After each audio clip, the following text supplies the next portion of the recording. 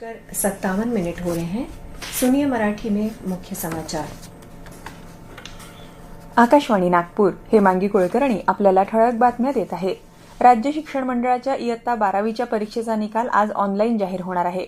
maharesult.nic.in, mahhsscboard.in आणि hscresult.mkcl.org या संकेतस्थळावर दुपारी 1 वाजता निकाल बघता येईल।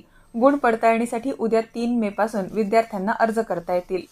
चलनात असलेल्या 2000 रुपयांच्या नोटा बँकेकडे परत करण्याच्या घोषणेनंतर 3 वर्षांनंतर 98.47% नोटा परत आल्याचं भारतीय रिझर्व्ह बँकेनं म्हटलंय। केंद्रीय बँकेनं आपल्या मुद्रा व्यवस्थापन अभ्यासानंतर 19 मे 2023 रोजी 2000 रुपयांच्या नोटा परत घेण्याची घोषणा केली होती। त्यावेळी अशा नोटांची एकूण किंमत 3.56 लाख कोटी रुपये इतकी होती। महाराष्ट्र दिनानिमित्त वाशिम जिल्ह्यातील राष्ट्रीय गुणवत्ता हमी मानक NQAS प्रमाणपत्र प्राप्त 4 आरोग्य संस्थांचा गौरव करण्यात आला। राज्याचे कृषी मंत्री आणि वाशिम जिल्ह्याचे पालकमंत्री दत्तात्रय भरणे यांच्या हस्ते हा सन्मान सोहळा पार पडला। ग्रामीण रुग्णालय मालेगाव, प्राथमिक आरोग्य केंद्र मेडशी तसंच कवठळ आणि लोणी इथल्या आरोग्य उपकेंद्रांना राष्ट्रीय स्तरावरील गुणवत्ता प्रमाण मिळालं आहे। महाराष्ट्र दिनानिमित्त गडचिरोली जिल्ह्यात घाटोकट्टा या फिरत्या रेस्टॉरंट उपक्रमाचं 6 महिला प्रभाग संघांना फूड व्हॅनचं वितरण करण्यात आलं। सहपालकमंत्री आशिष जयस्वाल यांच्या हस्ते या उपक्रमाचं लोकार्पण झालं।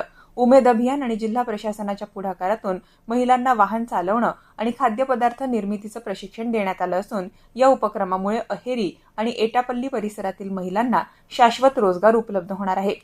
वर्ध्यात उमेद अभियानाअंतर्गत महिलांनी तयार केलेल्या उत्पादनांच्या विक्रीसाठी वर्धिनी फिरते विक्री केंद्र काल सुरू करण्यात आलं। पालकमंत्री डॉ. पंकज भोयर यांच्या हस्ते या विक्री केंद्राचं लोकार्पण आणि प्रभाग संघांना वितरण करण्यात आलं। जिल्हा नियोजन समितीच्या नाविन्यपूर्ण योजनेतून 70 लाख रुपये खर्चून 7 फिरती विक्री केंद्र तयार करण्यात आली आहे। नागपुरातील ऐतिहासिक सीताबर्डी किल्ला काल महाराष्ट्र दिनानिमित्त नागरिकांसाठी खुला करण्यात आला। यावेळी नागरिकांनी मोठ्या संख्येनं किल्ल्याला भेट देत ऐतिहासिक वारशाचा अनुभव घेतला। 1817 मधील सीताबर्डीच्या लढाईनंतर उभारण्यात आलेला हा किल्ला मराठा साम्राज्याच्या शौर्याची साक्ष देतो। IPL क्रिकेट स्पर्धेत आज मुंबई इंडियन्स आणि चेन्नई सुपर किंग्ज या संघांमध्ये चेन्नई इथं संध्याकाळी 7:30 वाजता सामना होईल। काल जयपूर इथं झालेल्या सामन्यात दिल्ली कॅपिटल्सनं राजस्थान रॉयल्सचा 7 गडी राखून पराभव केला। याबरोबरच हे ठळक बातमीपत्र संपलं। यापुढील प्रादेशिक बातमीपत्र संध्याकाळी 6:05 ऐकता येईल। नमस्कार।